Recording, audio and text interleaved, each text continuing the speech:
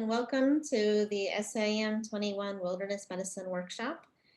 We've been doing this for several years, but this is the first time it's been virtual, obviously. And so we're going to try to spend some time today showing you how to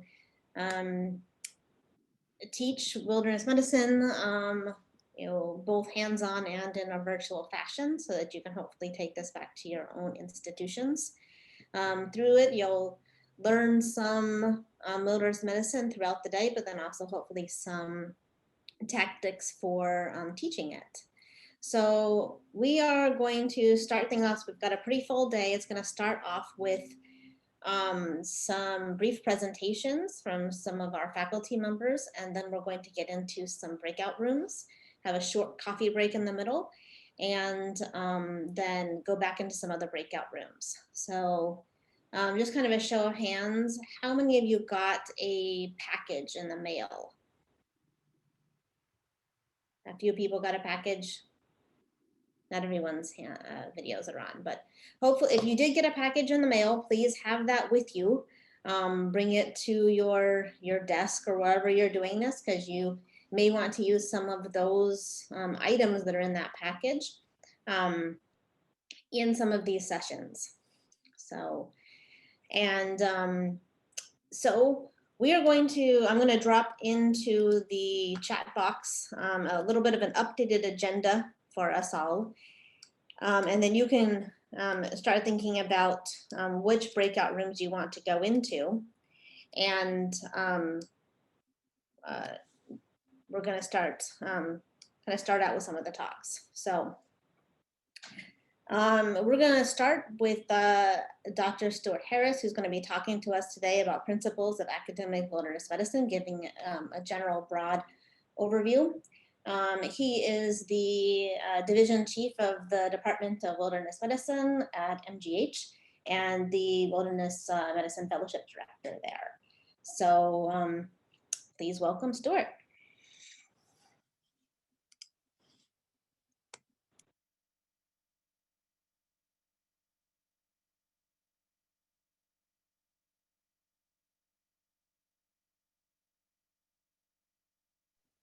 Can people hear me now?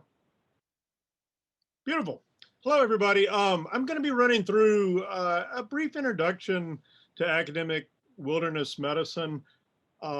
It's going to be very low key. If anybody has any questions at any point, please feel free to stop me.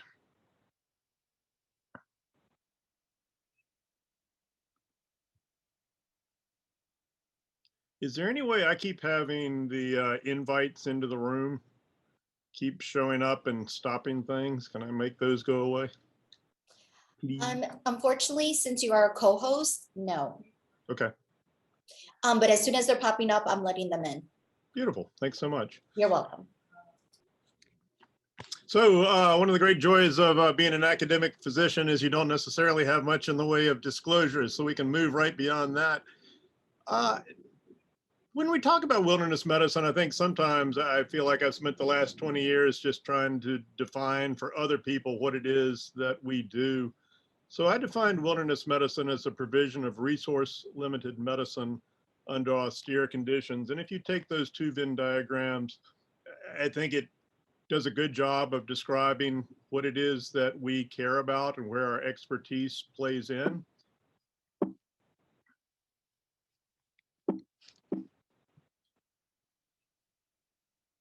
And I am frozen. There we go.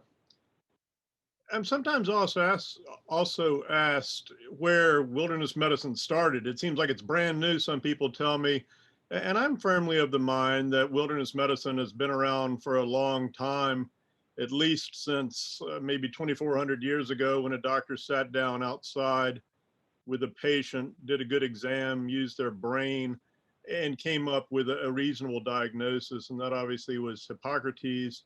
And I think a large part of the value that wilderness medicine offers to all of medicine isn't just the care of that person in a remote area, but the skills of listening and of using narrative that should inform every patient encounter we have in the front country. So where is wilderness medicine practiced? I think most obviously in wild, remote areas. It's part of our name. So that can be in high mountains like Denali. It can be out west. It can be some places in the east, as recognized by the term wilderness as defined by the US Congress in '64 as places where people don't remain. But a significant part of what we do also has direct application throughout the developed world as a part of daily business. It can be part of the developed world and in the front country after natural and human disasters. Increasingly, and I put this slide in largely to remind myself, over the last 2 months, I've talked to more astronauts and NASA administrators and SpaceX medical experts than I would have thought my time allowed, but people who are really looking at developing the next steps of space medicine. So moving from simple aerospace medicine, which has a very terrestrial occupational background, into the idea of how are we going to take care of people if they're living on the moon, or further yet, if they're on the way to Mars. It's a whole different way of thinking about how medical care can be provided. And if you want to talk about resource limited and under austere conditions, being on a capsule on the way to Mars, it's a long way away from home. And again, a huge part of my life's work is just making the case that what we learn outside has huge impact inside. So this is ultimately about making better doctors at the bedside, in the ED, in the clinic, in the ICU. Hillary might recognize this picture from the low mountaintops of Siberia. But we try to be looking out to the, as this old Soviet radar was doing, looking out towards the horizon and seeing where the next places that we should be as physicians and as humans are, because medicine can be fairly insular. And so we need people who can look outside the walls. So why wilderness medicine? I think the obvious answer is we expand access to care. So we take care to where people are in need. We're not burdened by the crazy idea that, if you don't show up right there in front of us, you're not our responsibility. And that's the way most modern healthcare too often exists. So training people to provide medical care and having the ability to care for themselves under fairly austere and sometimes hostile conditions is a large part of what we do. This from a recent course, but the idea that, again, we go outside to be better doctors inside. Something else that I think wilderness medicine has done a really good job of, and there's a whole hell of a lot more work that needs to be done, is recognizing medicine and humanity as an ecological phenomenon. So the idea that medicine is not derived from the NIH, it's not derived from a hospital, but it's from our interconnectedness to a living biosphere that's increasingly being threatened, should be something as physicians that we address quite actively through policy and other ways.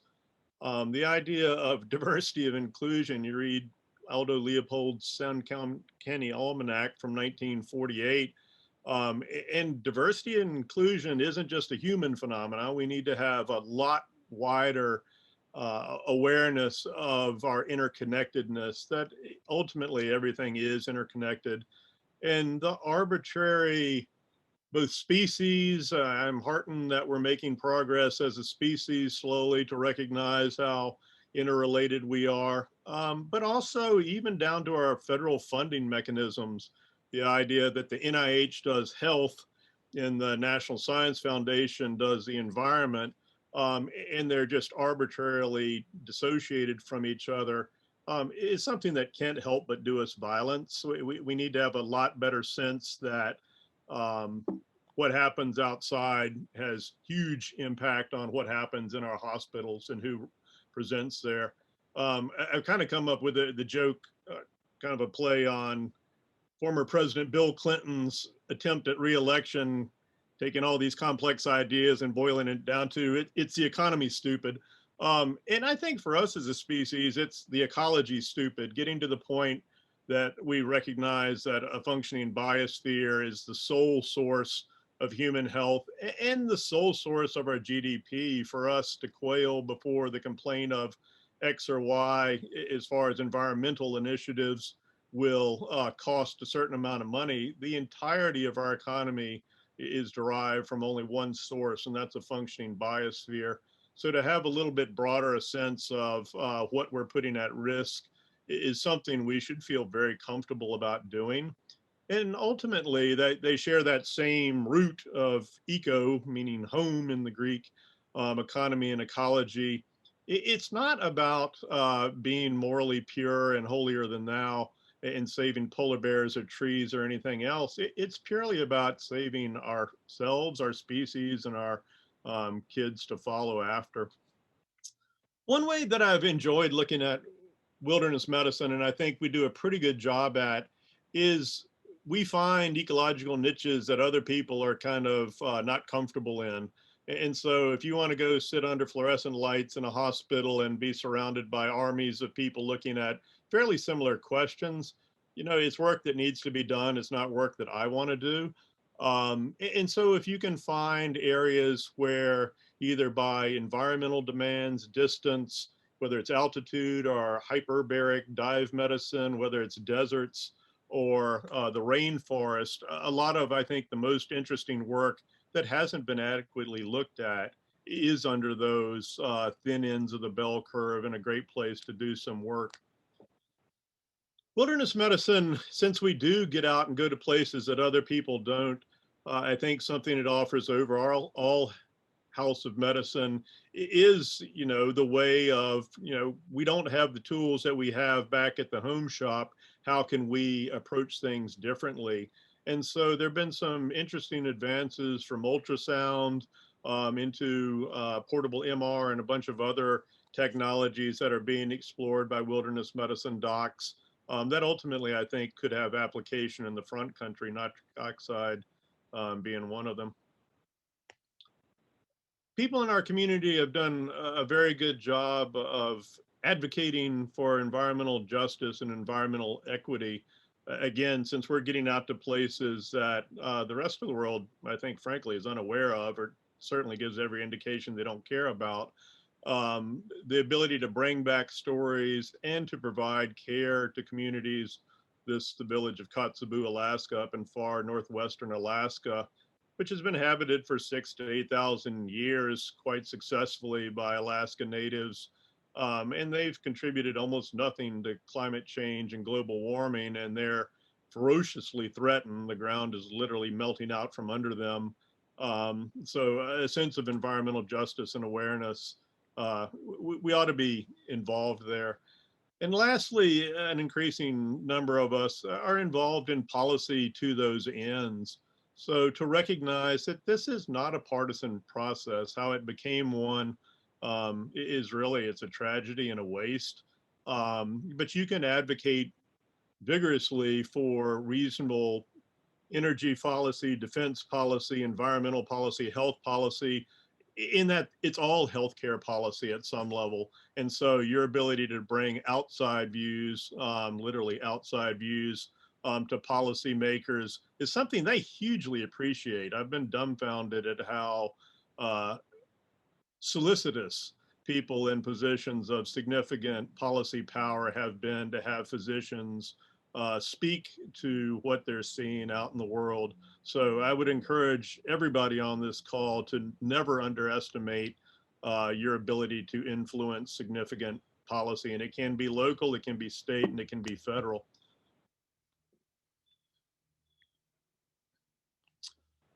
Very quickly, the goal of wilderness medicine fellowships is to take smart people who are good doctors and to make them even better, to make them into clinical leaders, to make them into passionate educators, like the people who've organized this day for us.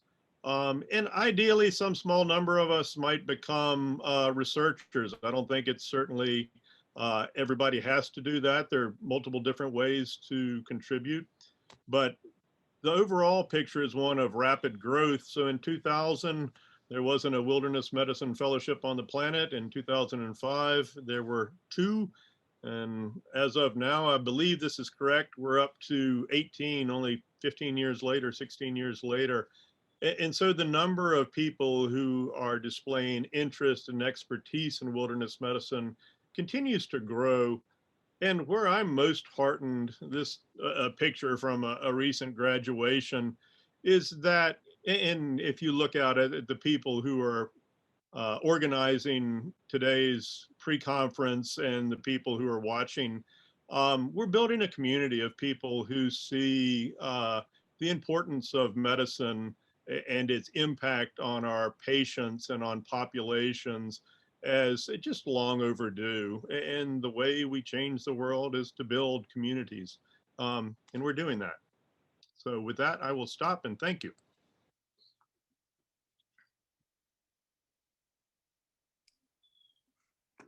Great, thank you so much, Stuart. You're very welcome. Trying to stop sharing, but it won't let me. Can somebody do that from there's a green bar at the top. Yes, I'm right there, but it's just not letting me in. There we go.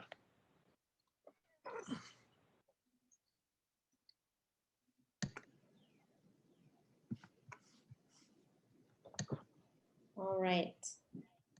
Next up, we have Dr. Jay Gupta. Jay, are you able to share your screen? It still says it's disabled by the host. Host disabled, participant screen share.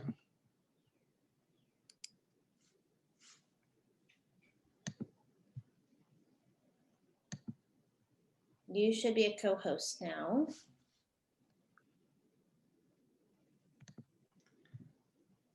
Okay. We will get started. I will preface that I always hate going after Stuart. He always brings this really, I think, amazing, very passionate and kind of take to wilderness medicine. So I always feel very much energized after hearing him speak, mainly because I spend most of my time under those fluorescent lights in the hospital these days. So it's time to get out. But everyone, thank you for coming to this workshop. So what I'm going to talk about for the next few minutes is talking about wilderness medicine and advancement and promotion. And this is primarily for those of you who may be faculty or thinking about being academic physicians in the future, because there is this concept of academic wilderness doctors, and that's what actually pretty much every faculty here is. So the idea of promotions is that how do you advance not only, again, no disclosures, being academic, how do you advance in not only your hospital, your department, but in your medical school as you want to kind of run the reins of being considered more academically, more of an academic expert? How do you want to be promoted through the ranks of clinical instructor, through assistant professor, associate, and then full professor? So what I have listed for you right now, the majority of us, if not every one of us who are faculty here, work at a department with a training program. So the ACGME, that's the American College of Graduate Medical Education, updated its program requirements in 2020 for residencies that or for departments that host residencies. So basically, this is taken straight out of their very thick document about faculty scholarly activity. And I'm not going to read this word for word, but it kind of gives you an idea about what the expectations are for new programs. I'm the chair at a new residency program, and what we actually have to bring in terms of getting fully accredited, but then what your program faculty has to offer, not only for permanent accreditation, but then reaccreditation of your training program, down the road, whether it's 5 years or 10 years these days. So it's pretty broad. As you can see, you could be faculty and participate in didactic education, in research, in grants, in writing peer-reviewed or non-peer-reviewed articles, book chapters, webinars. there's so much. And the idea is that, you don't have to think about doing this in kind of the fluorescent confines of your hospital. You don't have to think about, doing things like this just based on, activities in medicine as it's offered in the emergency department. You can really think about this in doing wilderness medicine. So I think about wilderness as a means for scholarship. So I remember saying this to my chairperson about 2009. In 2009, I was an academic ER doctor in Flushing, Queens, New York. So if you've ever been to Flushing, Flushing is arguably the most diverse urban place, not only in the United States, but arguably in the country. So this is not where you think about wilderness medicine. But it didn't kind of stop us. In partnership with Cornell University, we helped teach some electives and some other things. But wilderness is an academic goldmine. And you have to think about it. It's very much, as Stuart mentioned in his talk, you go back to 2004 when I finished residency. And I think there were maybe one fellowship or two. I think it's hard to argue. I think Stuart had one of the two or the only one, depending at that time. And you look at how it's advanced over the years. So people have certainly recognized the academic potential in this. But what I mean by being an academic goldmine is that there's a lot of opportunity for you to participate in those faculty level work that I had mentioned that the ACGME even had laid out. So you think about scholarship, traditional scholarship, things have changed a whole lot through the generations, through the past 20 years in terms of what is defined as scholarship. So traditionally, scholarship was this. You can go out and get some grants to fund some research.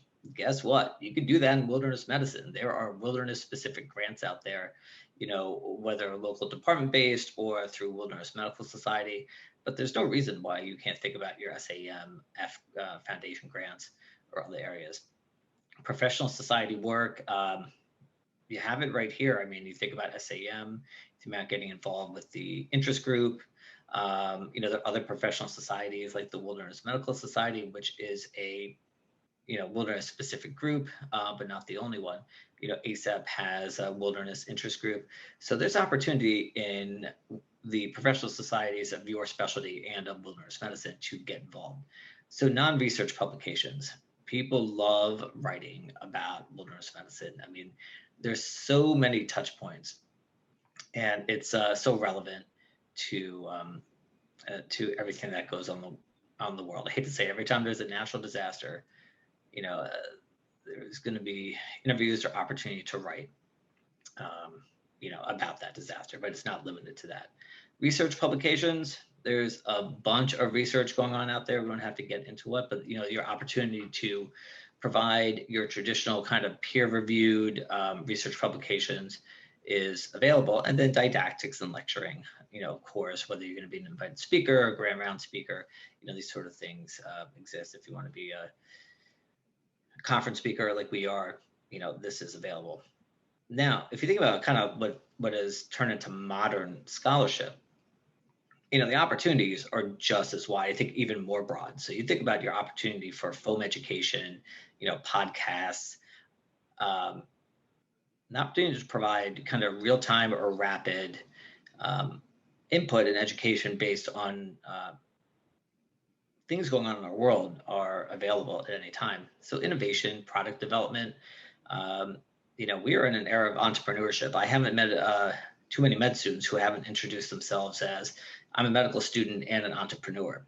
So, if you're out there and you think about innovations, patents, and things that are related to care of people in remote environments, I mean, it's a great opportunity. In situ CME programs, I'll throw out one great example is like University of Colorado, what they offer. I mean, they have a tremendous CME program that helps support not only their department, but their division. Development of virtual or hybrid programs, particularly as the pandemic is still going. I mean, I think an opportunity to rethink how we provide education is here. And again, Stuart just mentioned this, unique medical directorships, SpaceX, aerospace. This is going to continue.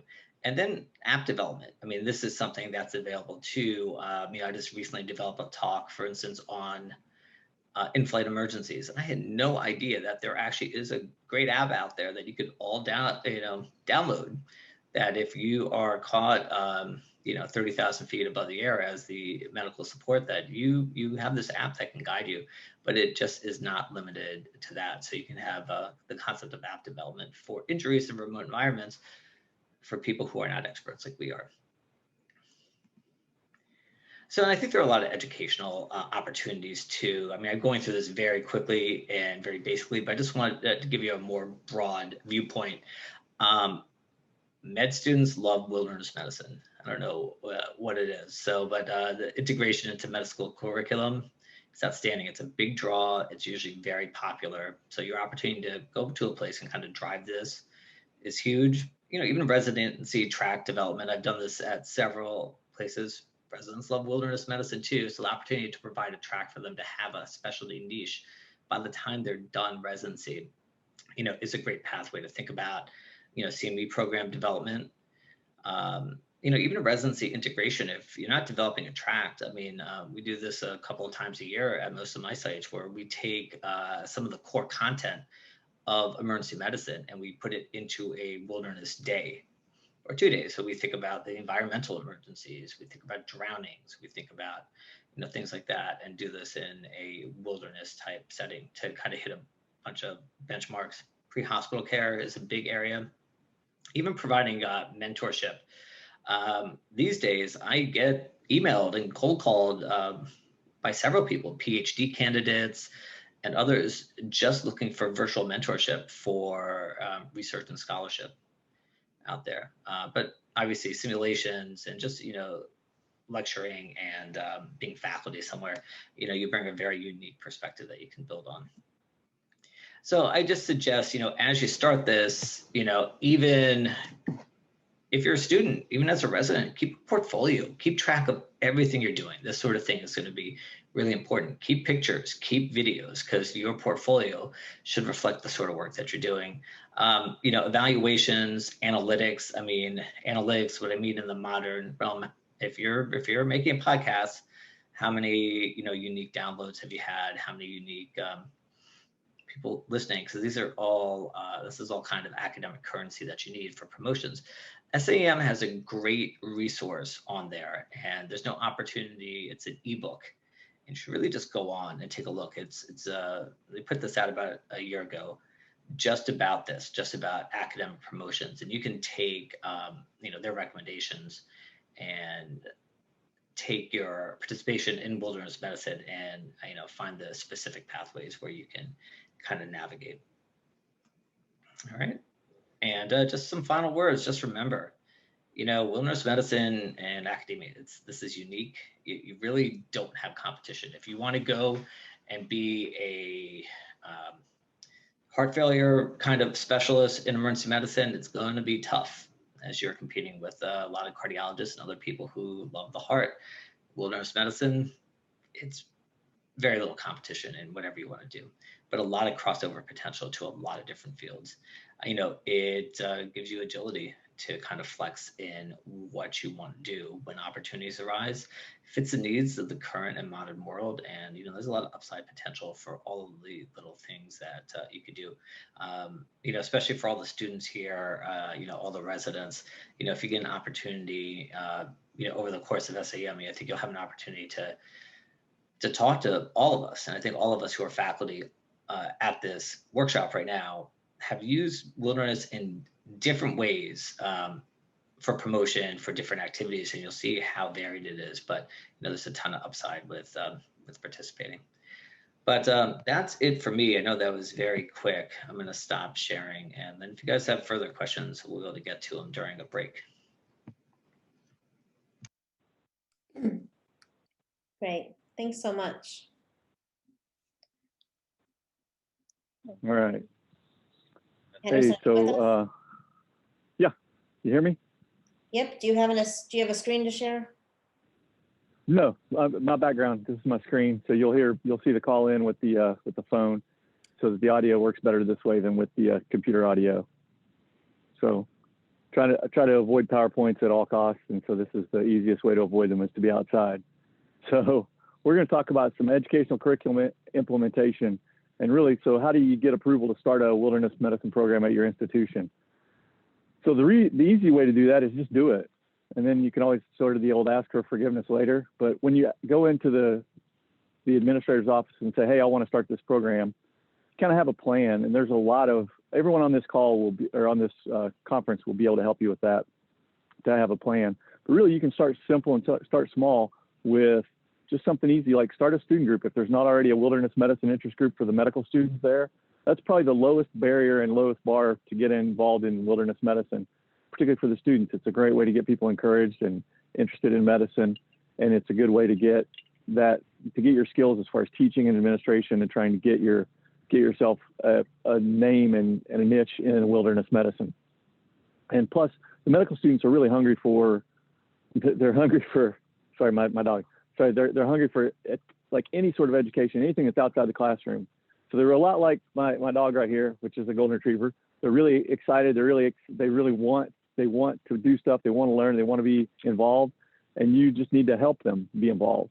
And so the best way to do that is to start with a student group. Now, if there's not already an active student group, the WMS has a setup for people to set up student groups. And there's, sorry, the computer's still down there. So the WMS has a way to get people involved with student groups. They've got a group of students that they have their own student council for that. And it's a way for them to kind of establish some leadership experience and get some experience in wilderness medicine and get involved that way. If you wanted to go further than that, the next thing to do would be to start a group for your residents or for a fellowship. So the residents, you can start a longitudinal curriculum for residency, which I think Walt has some experience with that doing. And you can kind of establish what do you want to know, or what are the things you think you need to know about wilderness medicine. And you can adapt the information that's out there from the fellowship back down to the resident role and start a longitudinal experience for the residents going through, so they can get experience and exposure to wilderness medicine skills and techniques and educational concepts. And you can do that either longitudinally or as an elective with them. And it's something that you can do with a local elective, or they can get involved with the WMS electives, or some medical schools have their own electives as well.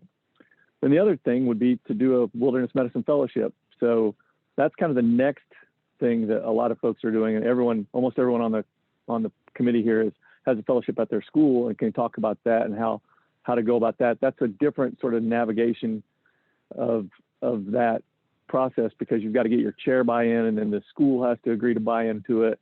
But typically, if you can get your chair to buy into it, that it's necessary and that it's going to be helpful and it's going to enhance your residency and enhance the training program for your folks, that's the next way to go with it. But I really say go back to the beginning of just start off teaching. Just start off with the student interest group, and you can build from there. That's what we've done at Wake. There was a student interest group that when I became faculty years ago, it wasn't very active, so we restarted that. Then we started a student conference. Then we started doing residential sort of longitudinal experience for the residents. And then we do electives for residents, and then we started our fellowship. And so it's the easy way to kind of build up. If you go in the day one and say, I want to start a wilderness medicine fellowship, they're going to be like, what else have you done? What are you doing? And how do we know you can actually pull this off? So you really want to make sure that you lay that groundwork with the easy attainable tasks. And so starting with the student interest groups, and then moving up and starting with your residents. And everyone on this group will be happy to help you with each step of those things. And if anyone has any questions, I'm happy to take some questions right now, but I think we can move on to get you guys back on track.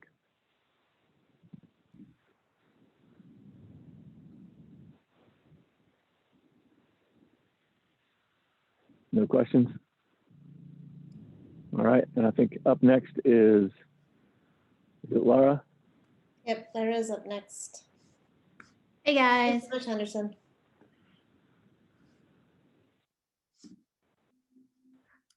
So I'm going to briefly talk to you all about diversity in academic wilderness medicine. And Diversity in the wilderness and wilderness medicine is an area in this subspecialty that needs improvement, but it is something that we're seeing more and more pioneers in the field. So I want to start with this book. I don't know if anyone's ever read it before, Goodnight Stories for Rebel Girls, but it's my favorite bedtime story to read to my daughter. And it's just these short stories of women who have done amazing things. And one of my favorite stories is the Colita climbers, who are these group of women who summit different mountains. And these women in Bolivia originally were helping the men climbers, essentially cooking them dinner while they went and climbed. And then they were like, well, we could do this too. And we can do this in our traditional skirts. So they basically climb all around Latin America in their traditional dresses. And this group was actually formed in 2015. And you can see them pictured here, and they self-fundraise. And they're just amazing pioneers. So one of the things I really love within our wilderness medicine community is that it values teamwork, innovation, critical thinking, tenacity, and inclusivity. And with inclusivity, we seek to blend members of all communities to engage in this field. But when we look at outdoor participation statistics, we don't necessarily see that, where about 40% Americans are minorities, yet we're only seeing about 25% in the outdoors. And so why is that? And this kind of hit home when I had one of my students write an article it was published in the SAAM newsletter. And she had signed up to take a wilderness medicine course I run. There's a 4-week course I run in April. And in 2020, it was canceled. And we made a virtual version. Now, she wasn't in the original elective, but because her other rotation got canceled, she signed up to do our virtual one. And she writes about how she says, prior to taking this class, my interest in nature alone did not seem like enough to warrant my involvement in wilderness medicine related activities. I quickly realized I was wrong in my apprehension to get involved. It turns out I'm really interested in wilderness medicine. She says, oftentimes African Americans do not feel welcome or safe in wilderness environments. And this feeling of discomfort is derived from past experiences, systemic racism, and socioeconomic factors. So how can we work towards making people from all backgrounds feel safe and enjoying these kinds of environments? And for me, it took a unique circumstance in my undergraduate medical education. And so in addition to people of different backgrounds, we also see a bit of lack of neurodiversity in wilderness medicine. So if you think of the medical model, disability is looked at as a problem that exists with the person's body. But now we are moving towards looking at this as a social model of disability, where the issues are these systemic barriers. So the classic example is the man who can't get up the man in the wheelchair who can't get up the stairs to get to the bank. And by the medical model, the problem is viewed as the patient's legs don't work, he can't get into the bank. But by the social model, the issue is not with the man, but that the bank doesn't offer access to people of all different abilities to get access to the bank. So why do we see all these barriers in wilderness medicine? In addition to just physical or access, it may be historical. And history is really rooted with some negative experiences. There are certain groups of people that were banned from national parks. There may be underlying cultural barriers, financial or social. And what can we do now as academic emergency medicine leaders within wilderness medicine? And I don't know if anyone went to the WMS conference recently and heard Dr. Patel's lecture on diversity, but it was really excellent. And they also have at WMS, they have a group that's chaired by Dr. Unia, who is the chair of the Justice, Equity, Diversity, and Inclusion Committee, or JEDI, which is really working on trying to increase different role models in the field. their current CEO, Renita Fonseca, who's amazing, currently the CEO, and increasing awareness. And so we're seeing different role models pop up. In 2013, we had the first African-American expedition team to climb Denali. And then recently, Sylvia Vasquez was the first openly gay woman to climb all the 7 summits. And so also increasing awareness through educational opportunities. So if conferences or electives is something that you are running or working to run, making sure that you increase your diversity of speakers, increase inclusive language, and trying to really actively recruit members of different communities, as well as increase funding opportunities if possible. So Jay talked about different areas of scholarship, research grants or travel grants, and getting people who would not otherwise be able to engage in activity to join. And really adapting outdoor activities to the people and not the other way around. So remembering your social model of disability.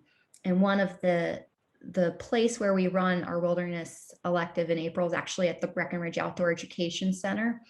And although in April they're busy hosting us with the medical students, all year round they work on different sort of adaptive outdoor activities, from river trips to adaptive skiing, and they have even a wheelchair accessible ropes course, as well as introducing the outdoors to people with different sensory and learning deficits, and trying to increase that neurodiversity in the field. So really increasing inclusivity further enriches this already fantastic wilderness community. And as one of the most progressive subspecialties in emergency medicine, continuing to strive to recruit a diverse set of learners to the field will only enrich it more. And thank you. Hopefully that I kept us somewhat on time. And I believe your last speaker is Hillary. All right, thanks, Sarah.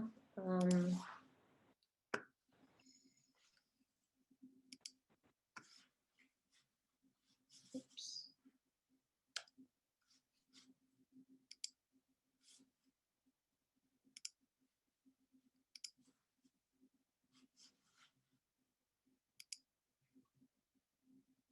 All right, and so very briefly, we're going to go through a little bit of just some education strategies for wilderness medicine that we're going to see for the rest of the day today. And these include, small group sessions, case-based learning, games and competitions, different types of hands-on demonstrations and practice. Bringing in experts and, simulation scenarios. And, obviously in 2020, everything changed. And so while some of us didn't have our teaching and our electives, and we didn't have this during SAM last year, we've had to find another way to do it. So we're hoping to show that you can teach wilderness medicine in a virtual environment, but then also talk about some of the in-person versions that we have been doing and hope to bring back as it's allowed us to. Though there has been some upsides to the virtual environment in that you can bring in experts from all over and have them speak to your group. They don't have to necessarily be local. So simulations and scenarios are great. They allow role playing. They can be in person, but we're going to show you a couple of ways that you can try to do them virtually as well. Hands-on demonstrations are maybe the hardest to convert to virtual, but again, we're going to try to show you a few ways that you can do this, including things like splinting and doing patient carries. The game-based options are matching games, escape rooms, choose your own adventures. There's a number of kind of creative ways to do these virtually. Some of these are also things that we do in person. When we were running this in an in-person, we would do a tabletop exercise.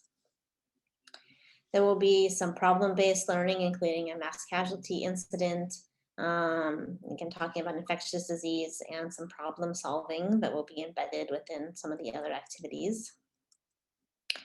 Competition events are fun. These can be either team or individual. We have started a MedWar at SAM. Unfortunately, that is one of the ones that did not get converted to a virtual environment, but we hope to be back next year. And most of you probably know things like Kahoots and Jeopardy. It's important to remember that you can collaborate with other groups within your institution and beyond. There's a lot of overlap on topics with EMS, disaster, international, toxicology, etc. And creating some of these together is a fun way to get other people into it. We personally have had different disaster drills and MCI planning activities with disaster, working with search and rescue. Our toxicologists have come and talked with envenomations and toxic plants to our electives. And they're usually glad to get out and talk to a different group as well. So, and then obviously collaboration beyond and working with groups like this to learn some other ideas would be great. There are many virtual resources that you'll see in the next couple of hours here. These are only a few of them. There's many others out there, but we hope to kind of bring up some of these to show you how you can incorporate them. And then for the rest of today, we are going to go through some of these strategies. So depending on where you are in your stage, if you are just learning, we have some students and residents that are early on that are in here. And you may get the most out of just learning some of the wilderness medicine concepts today and some of the content. But we also want to show ideas for how to teach this and bring it back to your own institution. So we hope that you will find those helpful for the rest of the day. So what we're going to do now is I'm going to put up the agenda one more time. And there was a small typo in the first one anyways. All the sessions are going to be 30 minutes. And there will be breakout rooms. You'll be able to choose those breakout rooms depending on where you want to go to. But once you're in one, please stay in one. They're designed to have people participate in small groups. And if you leave in and out, it's not going to be as useful for everyone. And so what we're going to do is create these breakout rooms shortly and get everyone in them.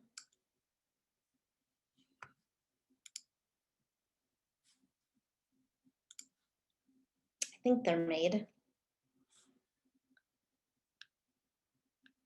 And we have a couple of the medical student ambassadors that are going to be helping us here.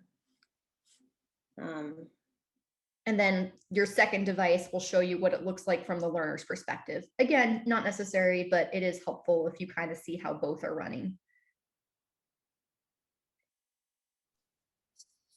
I put in code 8 and it says no longer valid. No longer valid.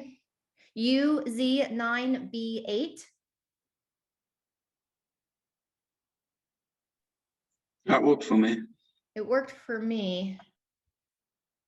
Who's it not working for?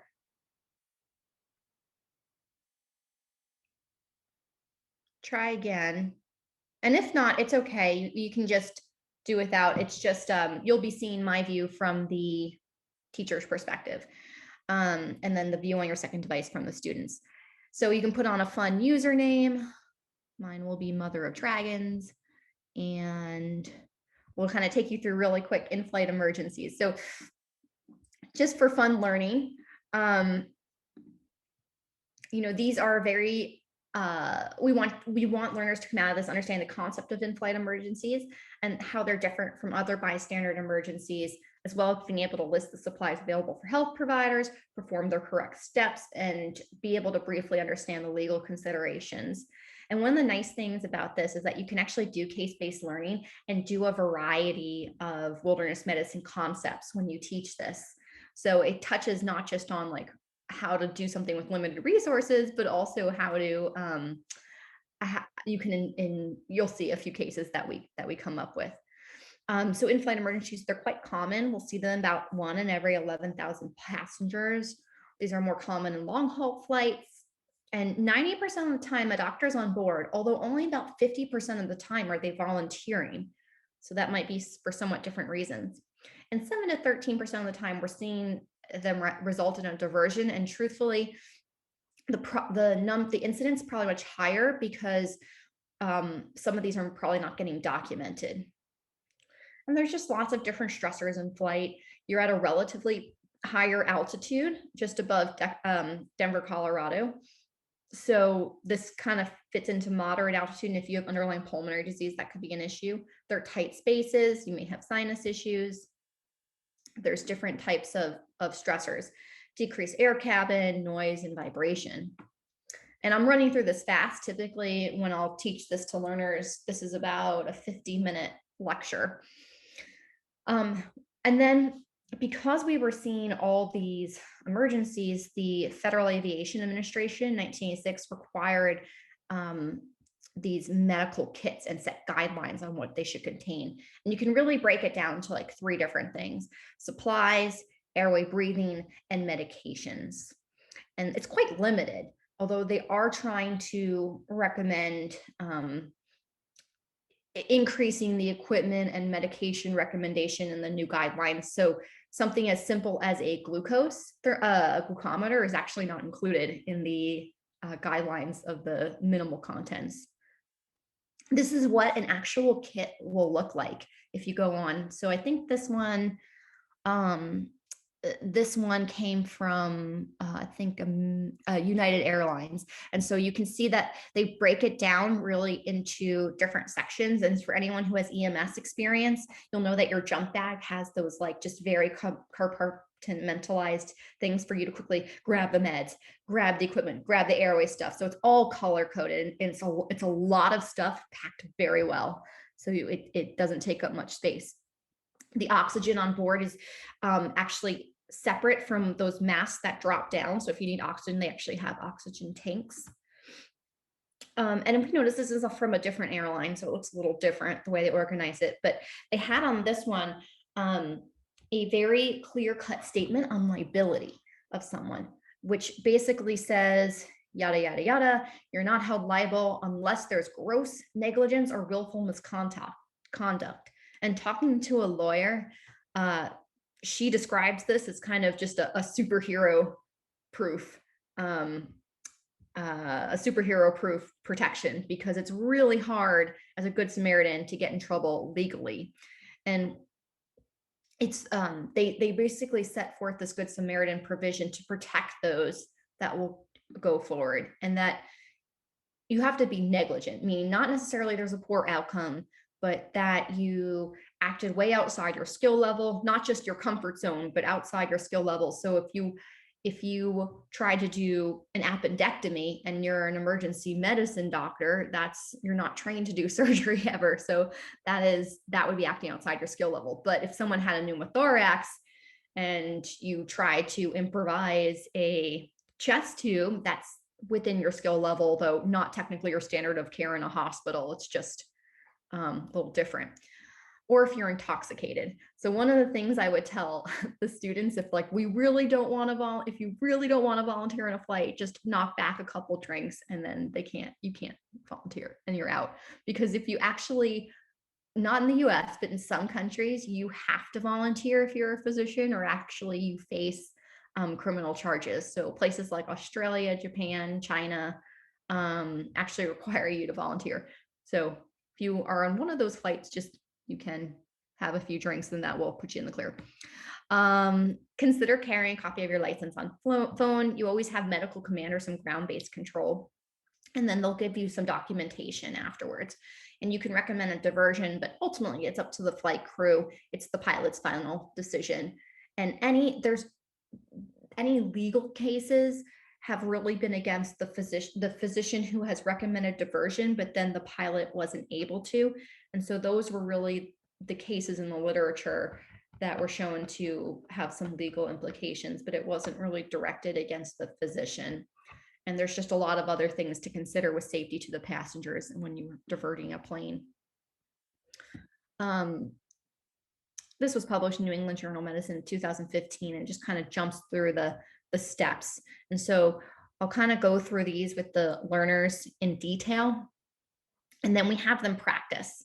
So I give them a handout of this is what your medical kit contains. And now we're going to run through some cases. And so these are just fun cases I wrote. And let's see, we have some time. So if you guys are game for it, I'd like to run through a few of them with you, if that's okay. All right, good. I will Can I have one volunteer to be the doctor? There's like 3 people in this room. You're not going to embarrass yourself in front of everyone. Yeah. Oh, great. I can't see your name, but I saw your hand raised. Yeah, Sean. Sean. Okay. And I'll be the patient. So, all right, Sean. Oh, sorry. Pause. So this is where Nearpod comes in. Just a quick test. So a lot of times I'll just do like a really fun question to make sure all the students can use their Nearpod. Try it out. The best chief stew below deck was, and this is what my screen looks like. Go on your device to the nearpod.com, and you should see it come up looking like a question. So this is my view, and I can see people putting the answers in. And then I'll wait a few minutes. I see 2 people.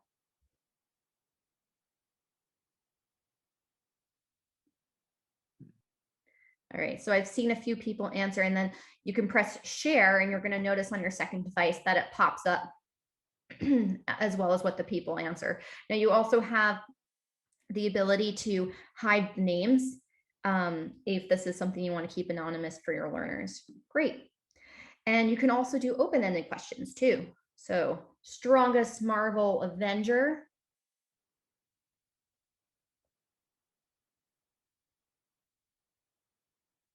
You can submit.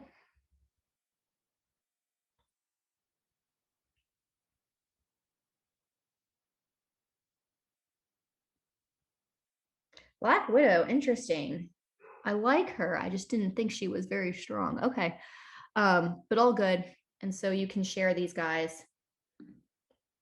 And this will be shared by like individual names.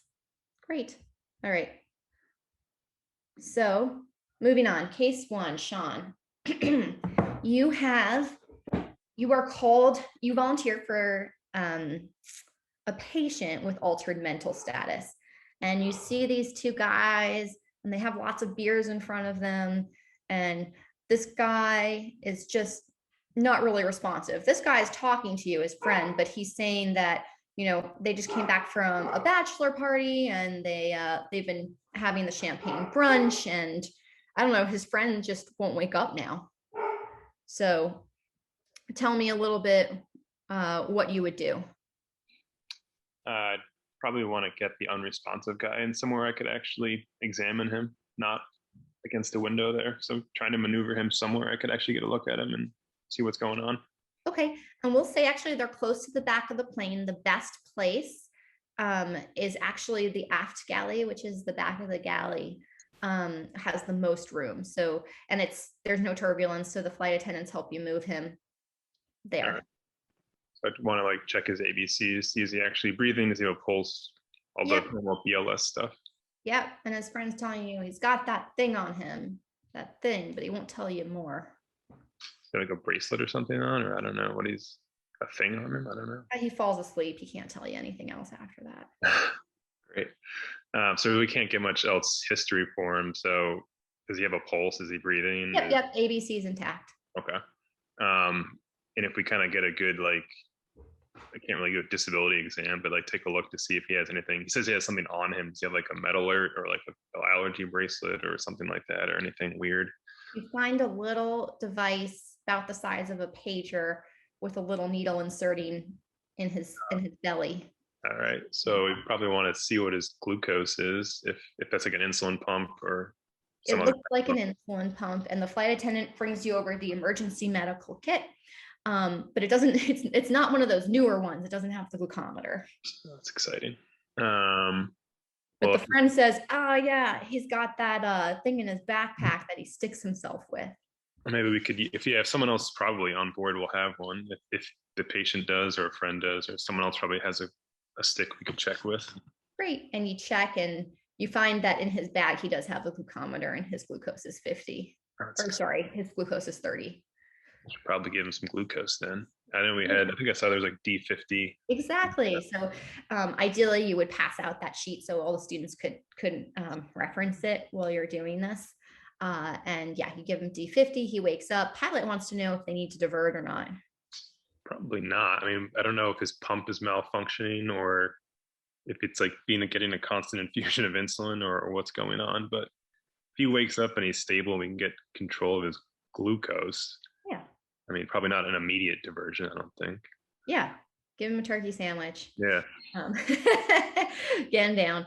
And so this is, it's okay not to divert in this case. And this is, I would, when you're running these cases, you can go forward in more detail. Obviously, we only have like 30 minutes per this rotation, but when you're doing these cases, you can play the flight attendant a little more, saying, well, doctor, can you give me your credentials? Also having the learner report to medical command, which are the ground-based crew, so they can usually just kind of sign off the patient well. And then after these cases, I'll typically ask some sort of, go back to your Nearpods, I'll ask some sort of trivia question just to keep the rest of the learners engaged. And you can also have one of the learners play a patient. It's more fun when people are more dramatic. So the in-flight doesn't come with glucometers. You suspect their glucose is off. They don't have clean land sits from a Good Samaritan. What can you do?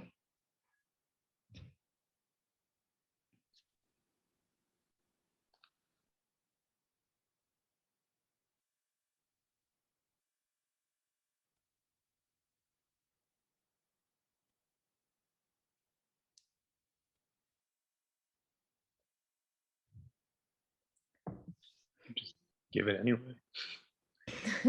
Yep. Alcohol wipe, safety pin. The 18 gauge, there's an 18 gauge needle in the kit too. So you guys can use that as well. All right. And so if I shared that answer, you'll see come up. Perfect. Heat it with a lighter. Nice. Okay.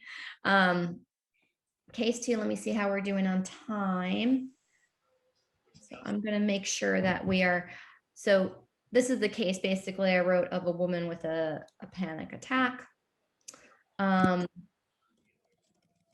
then asking on after the discussion. And a lot of these questions, because for in-flight medical emergencies, there's really not one right or wrong answer for a lot of these things. So these are more like thought-provoking discussion questions with your small group.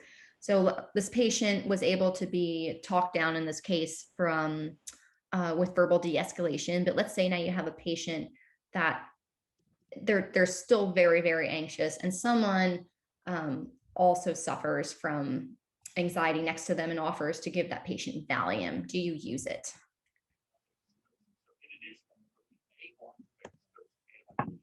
Oh, sorry. Is someone trying to make a comment? No.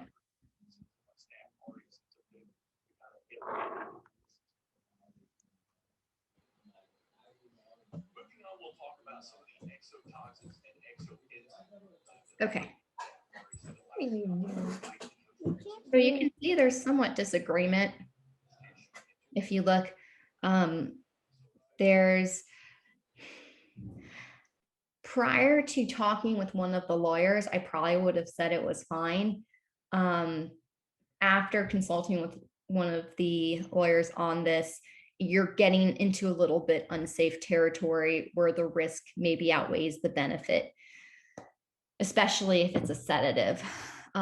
So if it's one of those like ODT, Zofran, and it's in a single package, that's fine. But even if the bottle's clearly labeled, you don't know if that person next to them throws all their pills in one bottle, and it's a little riskier. So, so typically, having done this for a few years, my opinion has kind of changed, but you can see it does vary a bit. All right, let's do case 4 and then we'll wrap up. Can I have one more volunteer?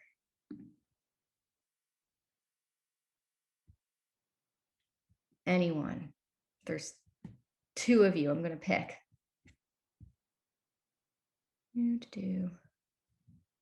Jessica. Great. Okay.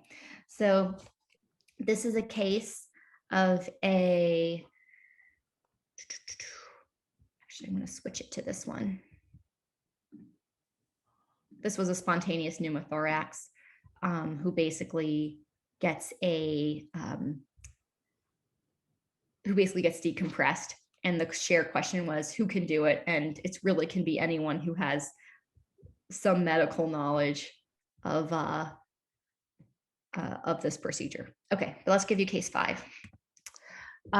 So you have a gentleman who's just everywhere, who's in pain everywhere, saying his entire body hurts. And he is, you guys are flying from California to New York, and it's about 2 hours after takeoff. And he's complaining, he says all his joints hurt. So ABCs, obviously, to start with. Can I get to the patient? Like, ABC's intact. Okay. Did it start spontaneously, or is it like been progressively worse since takeoff? Okay. Where is it located? Everywhere, all his knees and his hands, and he actually noticed this like weird rash across his chest. Can I see the rash? It looks kind of like erythematous macular-papular, non-specific rash across his chest, non-vesicular. What was he doing before the flight? Oh, I just came out of I was just scuba diving. Yeah, and I just got on the plane. I was trying to make the most of my vacation. So I was going diving this morning. How deep was he scuba diving? I followed my dive tables, but I was pretty deep, and basically surfaced about 2 hours before my flight, packed and got on the plane. Okay. Probably shouldn't have done that. Patients also saying, they're like, oh my gosh, I just peed on myself. Oh, shoot. So pilot, so what does this patient have? He has like recompress, like he's like having issues from the scuba diving episode.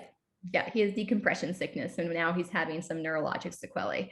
Pilot wants to know if you want to divert. Yeah. So what's the big thing about diversion now? When you're giving your recommendation to the pilot? I actually don't know. You want to go to a hyperbaric center. Oh. So if he's like, great, we'll divert, I'm sending us to like Kansas City, you're like, well, it's not helpful. So, it's more important. When we divert, it takes like at least 40 minutes to land, because a lot of times to get safely to the ground, they can't just drop, and they also might need to dump fuel. And so you have probably time to plan out where to go. Okay. I'm getting. How do we know? Oh, do they have hyperbarics? I'm sorry, Candace. I didn't mean to give you a bad rap. I actually don't know. I wouldn't even know like which place has a hyperbarics. So what can you do?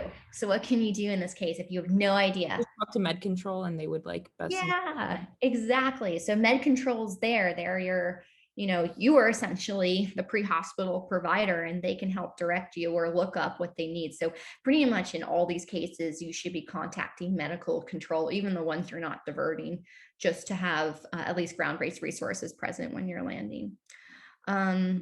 Okay. So this was the LVAD case, which I gave the students.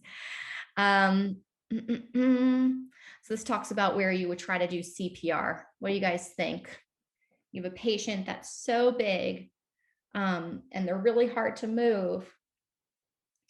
And they're halfway between the front and the back of the plane. Where do you want to try to do CPR?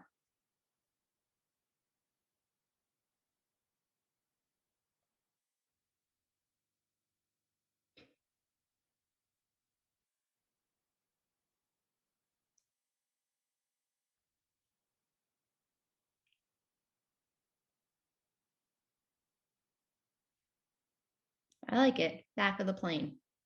Yeah. So it is, you cannot easily do CPR in the seat. There, it rocks back and forth. You will not get effective CPR there. If they are slim enough, you can maybe fit them in the aisle. But typically you want to go to the aft galley. One, is the roomiest, and two, the flight crew does not like, even though there's a galley in the front of the plane, bringing any kind of commotion up there where the pilot is. And they actually did that here. This is a patient in 2020 who coded from something suspected COVID related, and they did CPR in the aisle. And you can see here the back galley is just the largest area. And so one of the things I really want learners to get away from this lecture is like, why help? And so there are, it can seem a little bit daunting just from a legal perspective, but really it really should just be your natural intuition to want to just help people, and you are protected. So if you guys have following the news, a couple of weeks ago, there was a flight from Salt Lake City to Honolulu, and there was a baby born at 29 weeks. And the family, a family med doctor and 3 NICU nurses were on board, and they delivered this adorable little baby. And actually, if you haven't seen it, you have this also options to play a video through Nearpod 2. And so this is where I just kind of put the video in for a happy ending to this course. Baby was just born on this plane.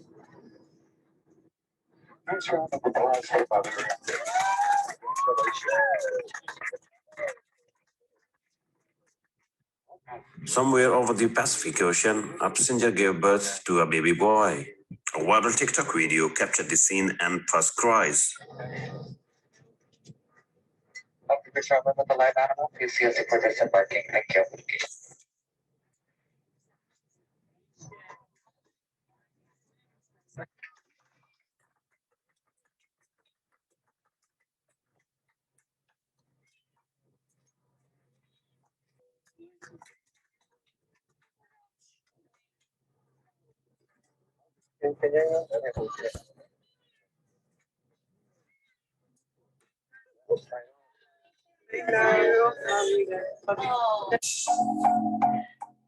So anyway, that kind of sums up in-flight medical emergencies as a teaching module. It's a really, it's great for many reasons. It touches on a variety of different wilderness medicine aspects. You can get creative and make your own scenarios. It talks a little bit also just about being a doctor in the pre-hospital setting and just helping others, and using different interactive virtual platforms like Nearpod are just a great way to have these kind of more ethical discussions. It doesn't quite simulate that really close quarter simulations you can do with these, but that's a little bit difficult during these COVID times. So kind of using a platform like this or others, you can still have a lot of fun with them. And with that, I'll hang around for a few minutes for questions, but I figure it's time to switch groups really soon. So feel free to take a little break and head to your next group. A quick question. Yeah. Is it possible to do an EKG on board? I didn't see anything in that kit that would allow you to.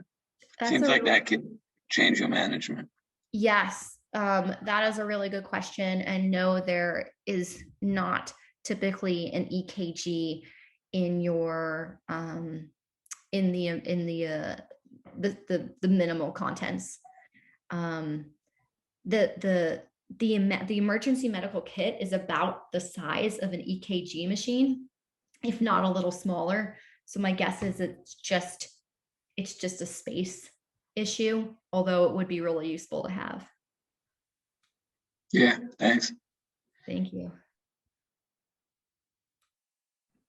In the introduction lectures, they had mentioned this app that you could use to like look at like in-flight emergencies. Do you know what they were referring to? I don't know the name of the app. I was sorry, full disclosure. I guess it's not really a disclosure because I don't get paid for it. But we did film with United Airline we're making a module right now. And when one of the flight attendants showed me that app. It's something that they use for like their on and offline protocols. And they also have like a handbook of it. But I think it's like, gosh, if you read, there's one of these references that will kind of break it down fairly nicely. Hold on, let me go here. Oh, I didn't include it. I apologize. There's a review by McGill, I think is the last name, recently on in-flight medical emergencies. And they break down like OB emergencies, respiratory, GI, and that is probably somewhat summarizes what's contained in the app, but I don't know the name of it.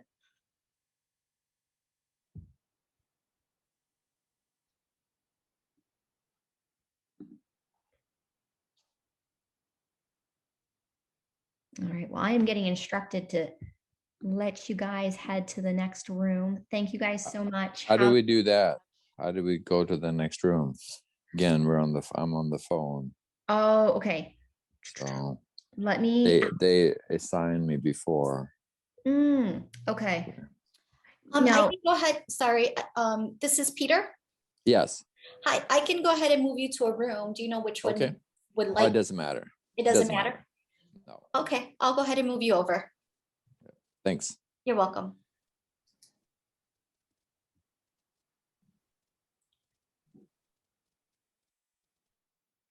Thank you very much, Dr. Phillips. Thank you guys.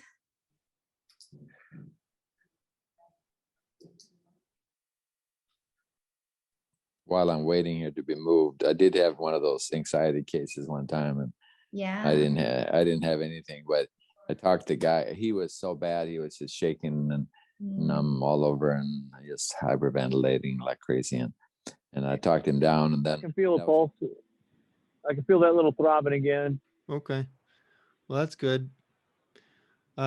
If you want to take his shoes off, that's not too much trouble too, like for him, and not too painful. We could feel pulses in his feet, and I think we'll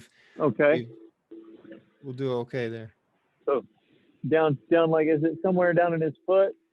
Yeah, we could take his shoes off first, and then we'll talk about it. Can I take your shoes off?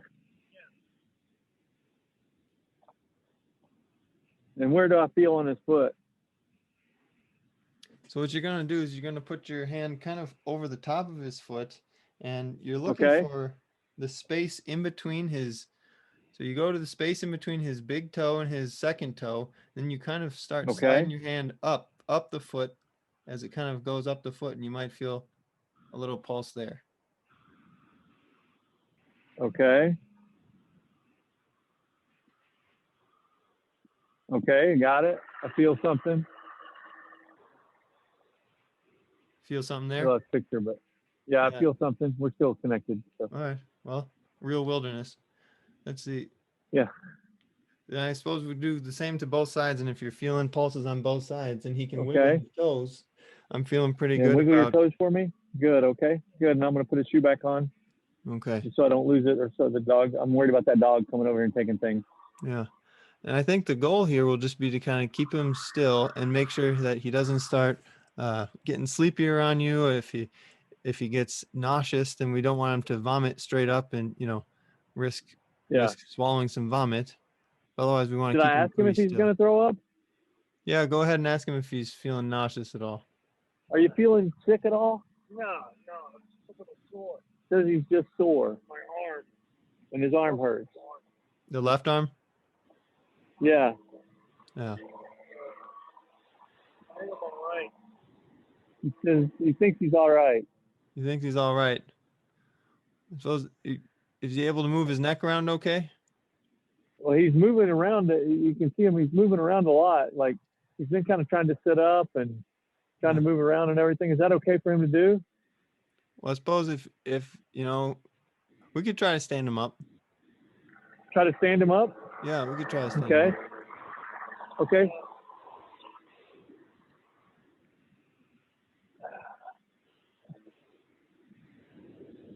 All right.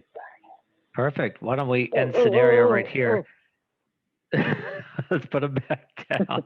All right. Why don't we end? Because I actually don't even know if we are off cycle or not. Because a couple people just joined, Josh and Zach, and we want to be able to kind of cycle through again. So we'll end. So Henderson, how do you think Jesus and Brian primarily with this one? How do you think they did with the assessment and plan with this patient?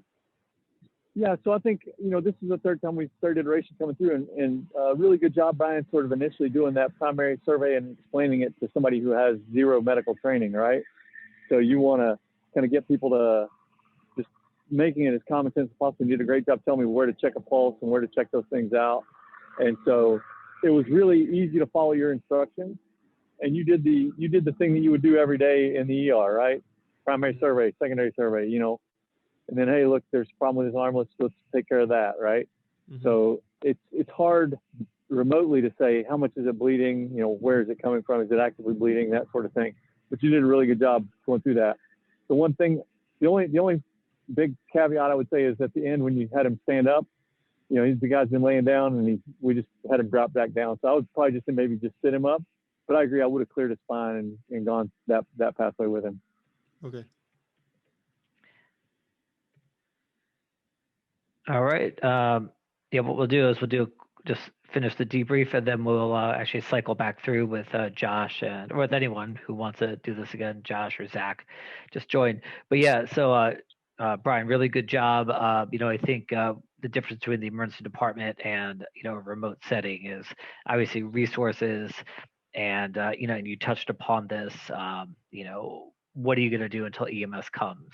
In some situations you might have to build a carry. You might actually have to transport the patient, meet them halfway, or just wait. But I think you touched on all the. I guess the key is always to use some sort of uniform, resuscitative approach. Sometimes we've been using March. That's part of tactical combat casualty care.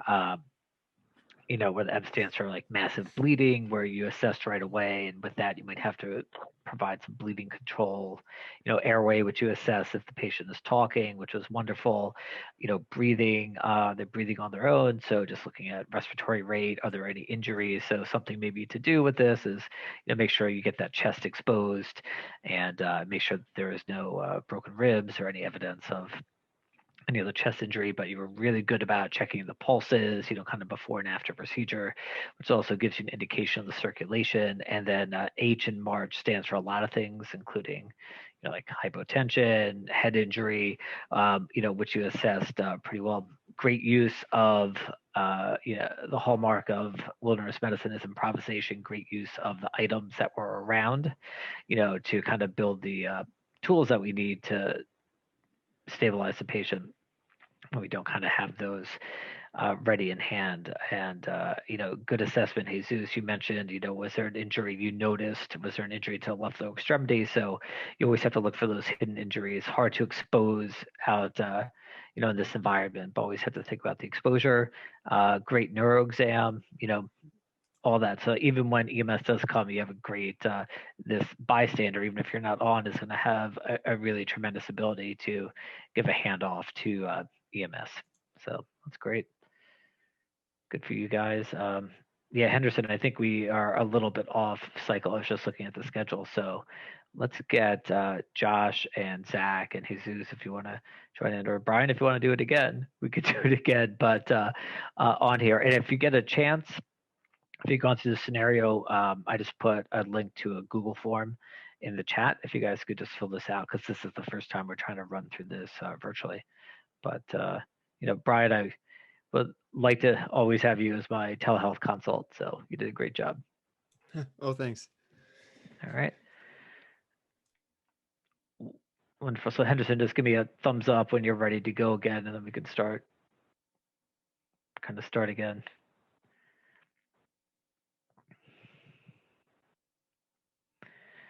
All right, so Josh and Zach, it's going to be you guys. So if you guys could just give them a sec. Once you guys just unmute, tell us kind of your level of training and where you are right now. Yeah, I'm Zach. I am a second year EM resident at NYP, New York Presbyterian.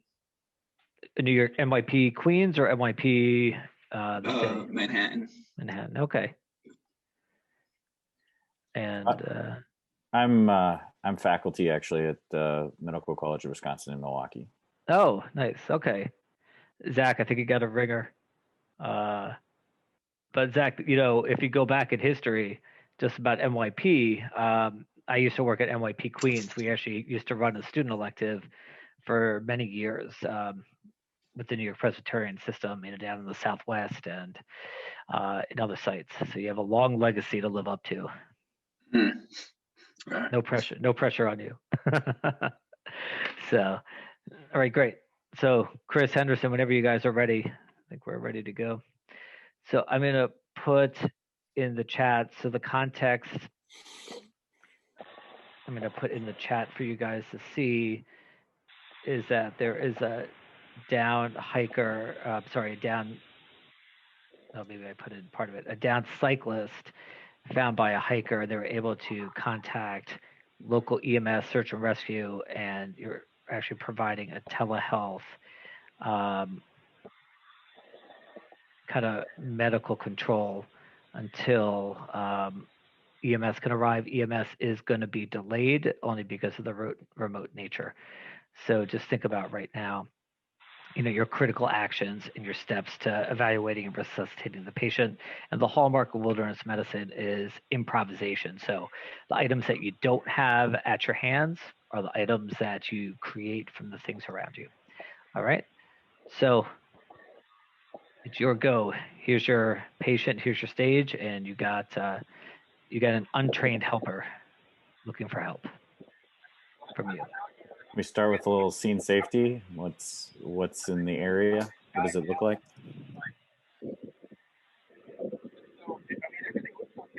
All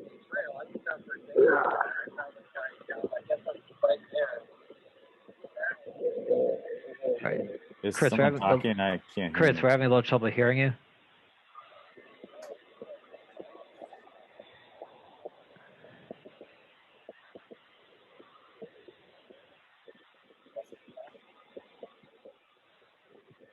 Yeah, because Henderson was coming in very clear during the last scenario.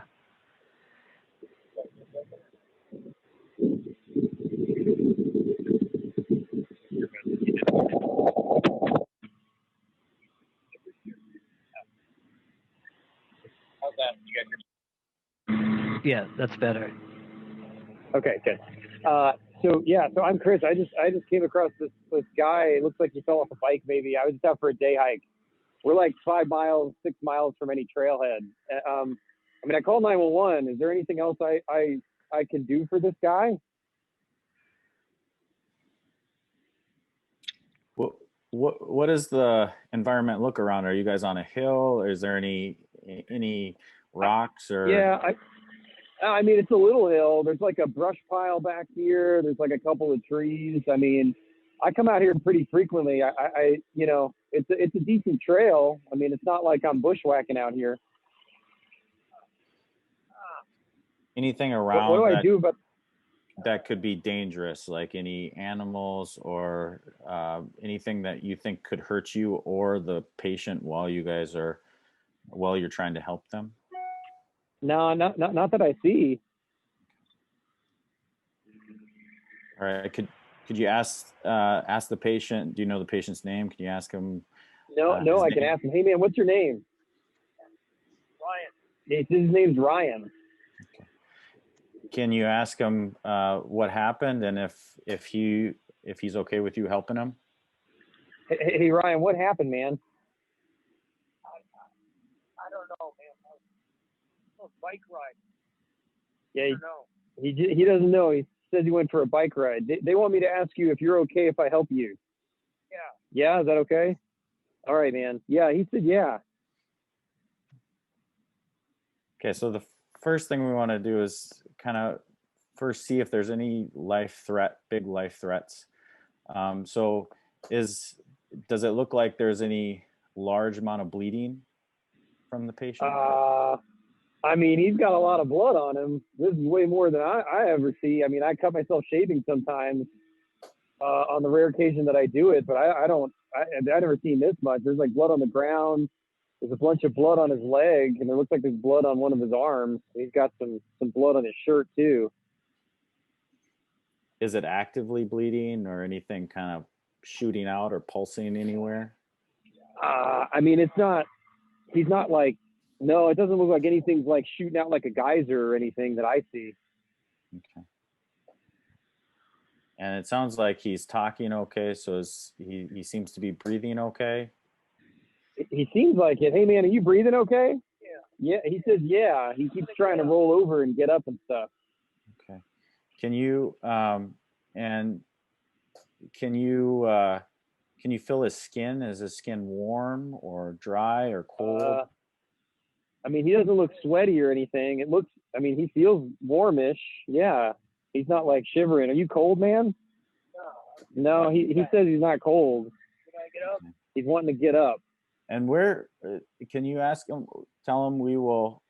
We'll get him up as soon as we can, but we just want to check a few more things first. Okay. Okay. They just want to check. They want me to check a few more things on you, man. So we're gonna hold on getting up. Okay. Okay. Can you feel? Do you know? Have you checked pulses before? Sorry, but what's a pulse, man? No, I don't know. I don't know what that is. Okay. Can you at the end of his? Can you ask him where he's hurt? Where they want to know where you're hurting, man. Where are you hurting? I mean, my whole body hurts. Yeah, Like I can imagine. left arm is killing. He says the left arm's killing him way more than the rest of his body. The rest of his body, he says, is pretty achy. Okay. Can you feel at his wrists, on the side of the wrist that the thumb is on? Yeah. Can you feel a pulse?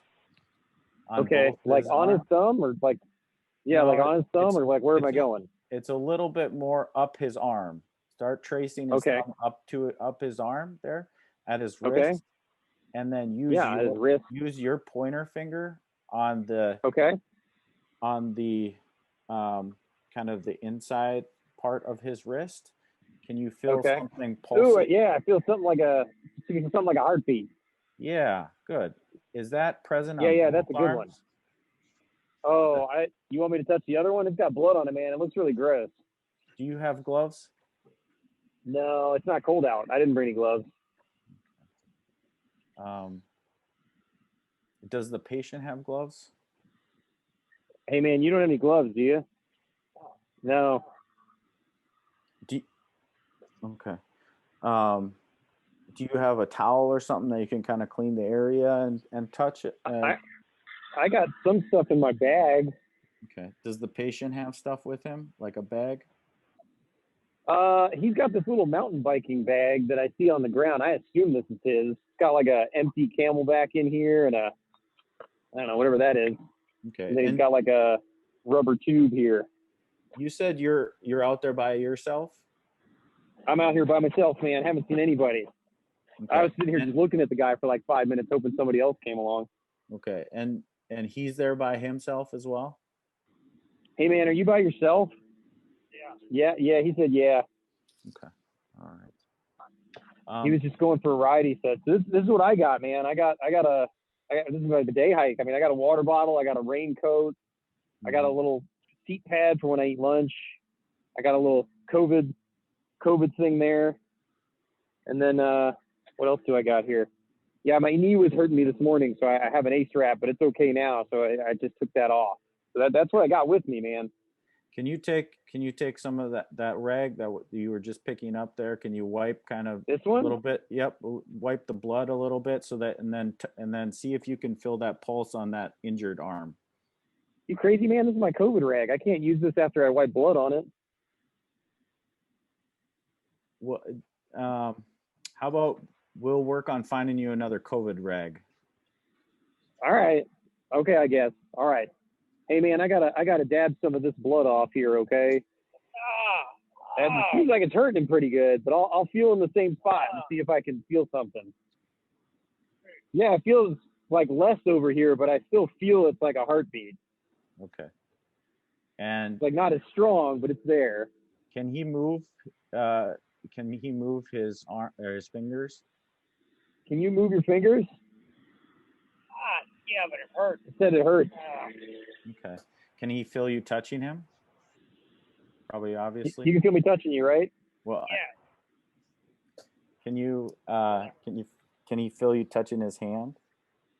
Oh yeah. Okay. Can you feel me touching your hand? I mean, I can tell you're touching me, but it doesn't feel right. Said it doesn't feel right, but he can tell it's there. Did he hurt his legs at all? Hey man, do your legs hurt at all? I mean, there's blood down there. Can sore all over. Sure. Okay, so I can see he injured his arm, but is there? Yeah, man, that's pretty gross. It looks like meat, and there's like white in the middle of it. I might throw up. That looks awful. Is it bleeding at all right now? It doesn't look like it's like spurting or anything. Is this what inside people look like? Yeah, it is. It is. Yikes. And Zach, feel free to jump in. I'm sorry, I'm kind of capitalizing on all of this, but great. I'm learning a lot right now, so this is great. Yeah. So could you also so it looks like he's he does have he does have blood flow going to that arm. It's not really bleeding profusely right now, so we're just going to finish up a few more things, and then we're going to address that arm and fix that arm, or help dress that arm up for him. Could you just tell him that? Yeah, sure. Hey man, he says he wants to look at a couple other things, and then we're gonna cover that arm up with something. That is awful looking. Okay. All right. Can you go down and feel feel his feet? Are both of his feet warm? Hey man, I'm gonna feel your feet here, okay? Yeah, I mean they feel pretty musty in there. Yeah, they're pretty warm. Okay. And if you slid your hand in along the skin of the top side of his You better foot, finish that sentence.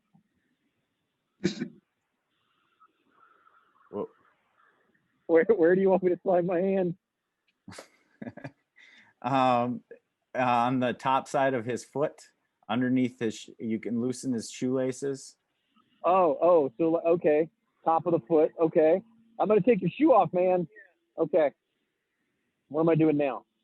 So along between the first and second toes, the big toe and the second toe, if you slide your hand, okay. if you slide your hand up along, going towards his ankle about halfway up, sure. Can you feel a pulse there too? Yeah, it feels like a really little heartbeat. Yeah, good. Can you feel on his other foot? Does it feel about the same? Yeah, they feel like almost identical. Okay, and he said he didn't hurt his legs. Is that blood on? Hey man, is your leg hurt? I mean, there's a bunch of blood on it, but he keeps telling me it doesn't hurt. And is it cold out, or what's the temperature where you're at? It's like 68, 70 degrees, something like that. I mean, I was in a t-shirt. I brought my coat just in case because it was a little colder this morning. Okay. Is there a lot of sun or wind or anything? No wind, kind of overcast. Okay. No sun, no wind though. Okay. So, just to recap a little bit, it sounds like, and feel free to kind of jump in, it sounds like he was in an accident. Did he hit his head? Hey man, did you hit your head? He doesn't know. He said he doesn't know. Is he having any neck or back pain? Do you have any neck or back pain? My whole body hurts. He says everything hurts, his left arm especially. Okay. Can he wiggle? Can you have him wiggle his toes? Can you wiggle your toes okay? Yeah, he's wiggling his toes. And he hasn't been drinking or smoking, and he seems like he's answering your questions right, from what I can tell. Is that correct? It seems like it. I mean, it doesn't smell like booze or anything. Hey man, any you been like drinking or any of those jazz cigarettes or anything? And No, he doesn't do drugs on the weekdays. Okay. All right. So it sounds like he's a helmeted biker who fell off. We're unsure if he hit his head, injured his left arm fairly significantly, but he's not. Boy, howdy! A lot right now. It looks significant's an understatement. It looks gross. Okay. And he's having pain kind of all over. Yeah. But it looks like, from what you're feeling, his extremities are warm, and you can feel that small heartbeats in all his arms and legs. Correct? Yep. Yeah, I felt all four of them. Yep. Okay. So can you feel the back part of his neck and see if where you're pushing on the back part of his neck? Sure. Right in the middle of the back part of his neck, right where the bone. Like on the bony part, like on the bone part. Yep. If you could push man, on those bones. Does this hurt back here? Where I'm pushing, does that hurt? No. None of that. No. Okay. I'm pushing all over. He says no.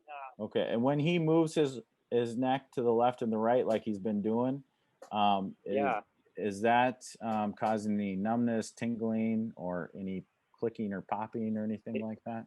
Is anything happening when you move your neck around at all? Pain or tingling or anything? No. Okay. No. Good. Okay. So I think, we at this point we have a little bit lower suspicion that there's any neck injuries right now. Zach, do you want to jump in and we can start with a secondary and maybe addressing that arm? Sure. So can you ask him if he can move his fingers in that left arm at all? You can move your fingers here still, right? Yeah. Yeah. Okay. Yeah. It just hurts him. He's moving them. It just hurts him. Okay. Do you have anything that maybe we could help clean out that wound a little bit? You said you had a water bottle Clean out the with wound? you? Yeah, man. But this is supposed to be on water for the whole day. That's all I got. Okay. But yeah, I got some water. I guess I could spare some of it. Don't use all of it. Maybe just splash a little Sure. on there to wash out any obvious debris. I'm gonna splash some water on this man, okay? Okay. He doesn't like it, but I got a bunch of the grass off. Okay. You said you had an ace bandage. What other items do you have in your backpack? So I kind of gathered up everything we got here. I emptied my bag out. This is my bag, and this is his bag. He's got whatever this thing is. I guess a bike pump, the inner tube. He's got an empty Camelback here. I got my COVID thing here, but I can't use that anymore because the other guy had me put blood on it. And then I got the ace wrap, and I got this. This is my sit pad for my picnic that I was gonna have later. And then I got a raincoat just in case it rained today. Yeah, I don't want him bending or moving that arm too much. Okay. I wonder if we could use that bike pump to kind of splint his arm straight. The bike pump? And where am I gonna put that? You want me to like poke, like put it in the wound, or what do you want me to do with it? No, absolutely not. It's really gross though. I mean, like I want to cover it with something. Maybe on the back side of his arm. Like the what's the other side? Yeah. I go like over here. Yeah, like the elbow side of his arm. Okay. And then what am I doing with this? Maybe you could wrap that around with that ace bandage that you have. Just kind of wrap it All right, okay. from above his elbow to his wrist. Okay. I might be able to do that. Hey man, I'm gonna wrap this around to help this and make sure it goes obviously above cover the this elbow at wing. least a little bit to prevent his arm from bending. A little bit of the elbow, okay. Yeah. Okay. I want to cover that up because that is nauseating. Is it nauseating or nauseating? Is that something? Nauseating? Nauseating? All right. Perfect. Okay. Tell you what, we're getting yelled at to go back to the main session, but why don't we end the scenario here? I'm gonna just do a quick debrief. I think you guys did a wonderful job. Chris, what do you think? Feedback for Josh or for Zach? Yeah, Or you guys Henderson? jumped. Yeah, you guys jumped right in, which was really great. Because I think the one thing we run into all the time is that, like, you know, it's like anything else. Like, people are, believe it or not, people are slow to help, just in general in the world. So nice job on jumping right in. And you guys seem to have, and I would expect no different. You guys had a very systemic approach to what you did, and you know, the first thing you were looking around for was somebody had mentioned, is it even safe to approach the guy? Nice realization there. And then also the first thing that I heard out of anybody's mouth on evaluation of the patient was, is there any life-threatening looking bleeding, like spurting anywhere? Which I think is always the very first thing you want to do, because you can die a lot faster from exsanguination than you can of suffocation. So if somebody's not breathing but they're spurting out blood, you probably stop spurting out blood first and then address the breathing. So nice job on that. You guys were the first ones that actually used the bike pump as a splint, which was actually something I was looking for the whole time we did this, actually, because it's actually like a lot stiffer, and probably a nice combination would have been the bike pump with the seat, the blue seat. But nice job using our stuff to try to help them out and improvising something. Yeah, that's great. Henderson, any feedback being the observer there? Yeah. Are you guys able to hear me? Yeah. Yeah, I only had audio for some of the groups, but you guys definitely seemed the most organized, methodical. It just, you can tell you had a ringer. That was definitely well done. Very organized. And I thought one thing I noticed that was different was your description to Chris. It seemed to be better than some of the other groups have done, communicating like on the thumb side for where to check pulses and things like that. I thought that was really well done.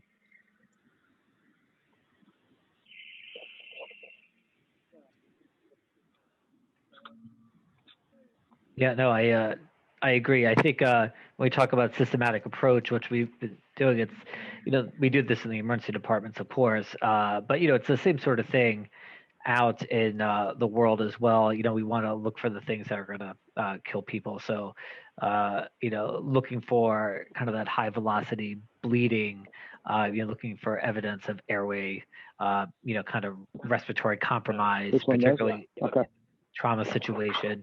You know, oh shoot, we're going to close in 30 seconds. But, you know, if there is a penetrating injury or broken ribs, anything that suggests pneumothorax, I mean, great evaluation of circulation between the pulses on all fours. And then, you know, the H in March stands for hypothermia. So it was wonderful that you asked about the temperature, also head injury, the fact that you assess the neck and then realize, you know, even with this high velocity injury, really no neck tenderness, you know, kind of leave it alone. Great use of the splint. Some other things that you could use, can use that seating, can use the bag.